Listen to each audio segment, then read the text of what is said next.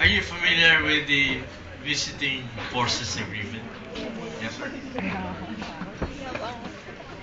What's your position about the Visiting Forces Agreement?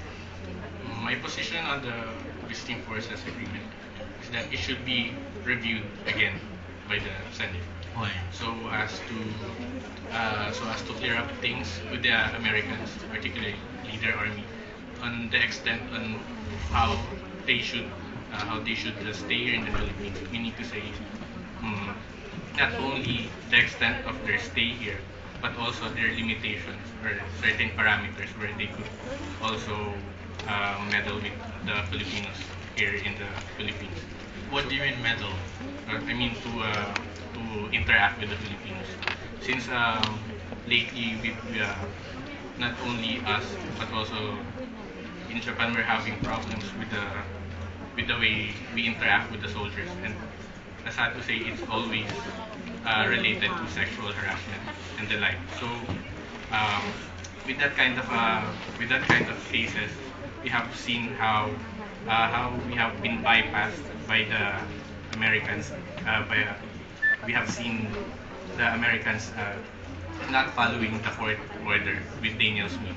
So we should, in that case, in that context, we should review the visiting forces agreement if that is acceptable and it is in the national interest to uh, to just accept the event that as to now the embassy of the United States of America is still holding Daniel Smith.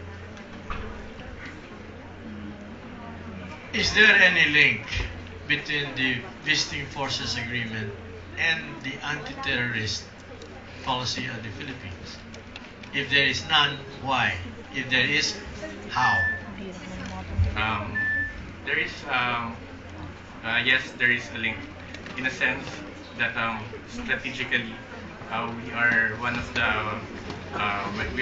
the good partners of the United States of America here in the Philippines, and that it is intelligence personnel say not only from the United States but even from our Philippine Army itself says that we have here terrorists, particularly in the southern part of the Philippines.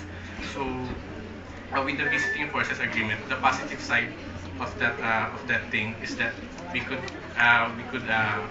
cooperate with the Americans on how to solve the problem of terrorism, particularly in Southeast Asia.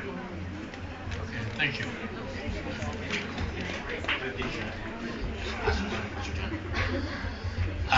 Do you think Nicole was raped by Mr. Smith? By Mr. Smith. Mm, on that case, for me, sir, Nicole was not raped. Why did you think so? I'm just curious. Because, sir, in the Philippines, although there may be frequent cases of sexual harassment and the like here in the country, and for me, I felt that such a rape case between Nicole and the Americans should not be a feast for the media, and that feast that I called is very acceptable for Nicole. That in a sense that she always or she presents herself with the media, but covering her face.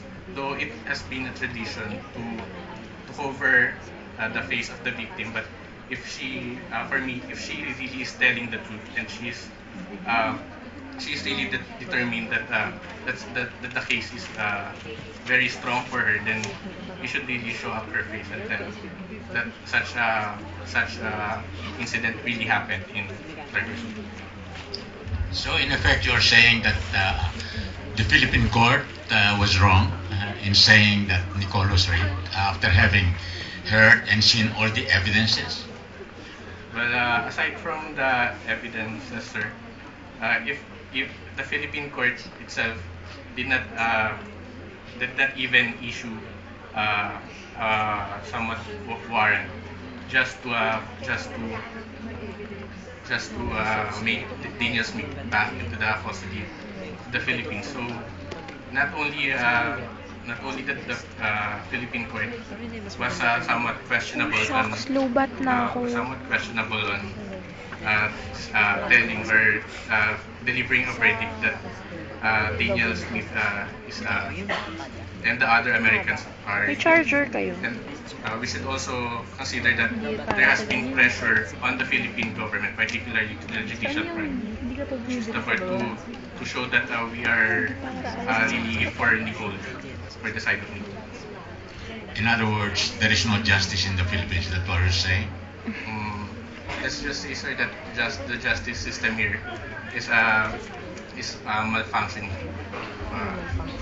It's dysfunctional. Is that what you're saying? Thank you.